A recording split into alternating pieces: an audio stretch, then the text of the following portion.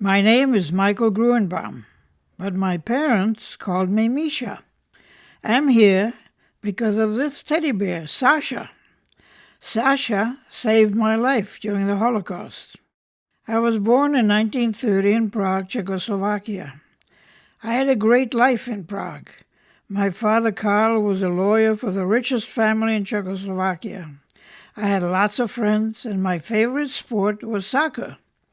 My dream was to be a professional soccer player for my home country of Czechoslovakia. But my life's dream was shattered on March 15, 1939, the day the Nazis marched into Prague. I was 9 years old at that time. After the Nazis arrived in Czechoslovakia, life was bad for the Jews, as bad as it was for the Jews of Germany. In an instant, everything changed. Every day, the Nazis issued a new decree to humiliate Jews and to gain control over us. We were forced to give up our home, and we were relocated to a much smaller apartment in the Prague ghetto, a part of the city where all the Jews were forced to live. Pretty much everything we owned was taken away from us. Our car, jewelry, oriental rugs, valuable books, artwork, radios, bicycles, and musical instruments. Anything of value had to be turned into the Nazis under the threat of death. We were forced to wear a patch, a yellow Jewish Star of David with the word Jude, meaning Jew, written in thick black letters. The patch was sewn on my clothes, and I had to wear it at all times.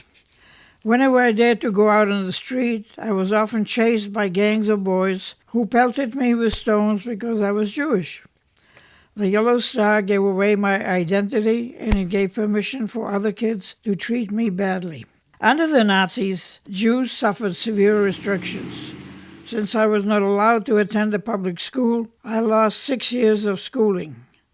Parks, movies, theaters, and concerts were off limits too. Life quickly became pretty terrible, and my world became small, confined to the ghetto.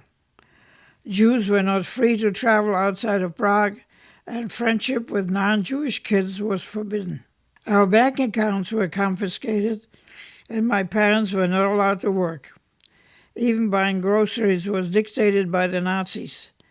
This was a dreadful and humiliating period in our lives. I saw my father for the last time when I was 11.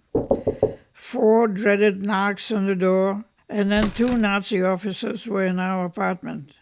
They were enormous, dressed in identical gray uniforms and shiny black boots that almost reached their knees.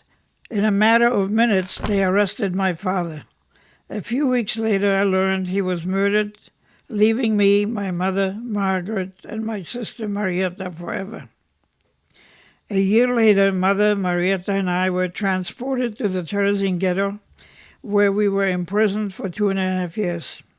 Terezin, with its mighty walls to keep us in, and its beautiful mountain views in the distance. My new home in Terezin was building L417, a square, pale yellow building with a brown roof. I lived in room 7, which was a room filled with 40 boys, and triple-decker bunk beds all jammed together. Everyone in the camp had to work.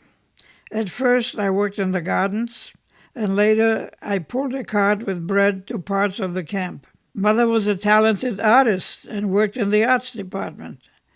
Nazi officers sometimes used our slave labor for their own purposes. One time, a Nazi officer ordered Mother to make teddy bears for his children and for his friends' children for Christmas. In the fall of 1944, the Germans realized they were going to lose the war. But there was still one mission they had to accomplish for the Führer, the dictator, Adolf Hitler. They had to kill all the Jews in Europe. The plan to accomplish this included transporting the people in Terezin to Auschwitz, a death camp where most of the Jews died in the gas chambers shortly after their arrival. From September to October 1944, 18,000 people were transported from Terezin to Auschwitz. They were packed like cattle onto 11 trains with about 1,500 human beings crammed into each train. A couple of the trains carried 2,500 people.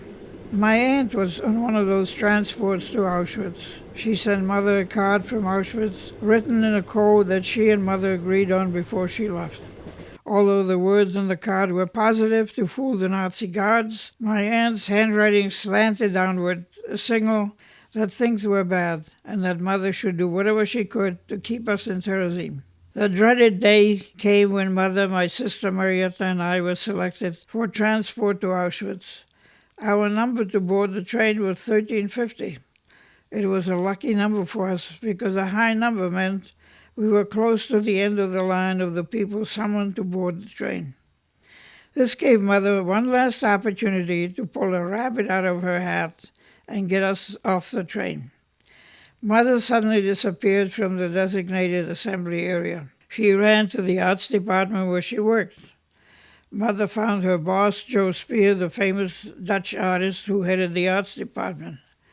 Mother told him we received a summons for the transport and urged him to alert the Nazi officer in charge of the arts department that the order he gave for teddy bears as Christmas gifts would not be filled if she wasn't there to make them.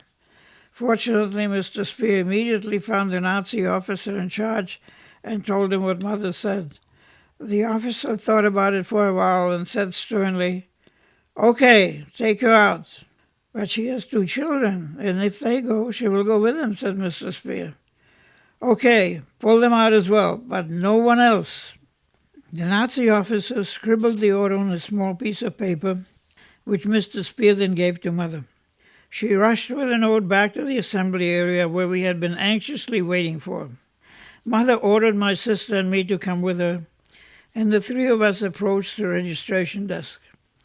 Our fate was in that note. Mother handed the slip of paper to the officer. "Can we leave now?" she asked.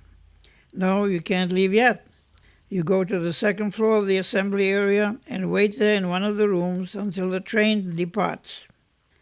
We picked up our luggage that held what little we owned and walked up the stairway to the 2nd floor. We entered the hallway and opened the door to the first room. The room was packed with 30 to 35 people and no place for us to sit down. So we continued to the 2nd room. The same thing. A room packed with people and no space to sit.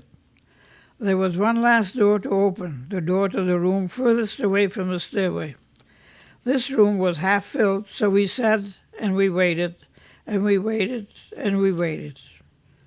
I could hear the voices of the people below who were boarding the cattle cars. And then there was silence. We thought the next thing we would hear was the departure of the train. Instead, suddenly, there was this tremendous commotion. We could hear the soldiers with their large dogs barking fiercely, running up the stairs, yelling, 50 more, 50 more. Their big black boots clicking loudly, and they opened the door to the first room next to the stairway and pulled everyone out. Can you imagine this horrible scene? People who thought they were safe pleaded for their lives as they were being pulled out of the room. They were forced down the stairs and loaded like cargo into the cattle car. The scene repeated itself when soldiers entered the 2nd room, forcing half of the people down the stairs and onto the train. I was holding my breath, waiting for what comes next. Our room was so quiet, you could hear a pin drop, and then I could hear the sound of the soldiers' footsteps again. But instead of approaching our room, they were moving away. The order for 50 more was filled. Soon I heard the squealing sounds of steel on steel as the train pulled away. We survived another day. There were more transports to Auschwitz after this one, but we were not on any of the lists, thanks to Mother's talent for making teddy bears.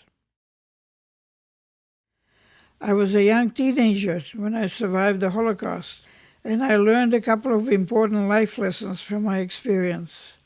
First, don't ever get married to your possessions. They can always be replaced.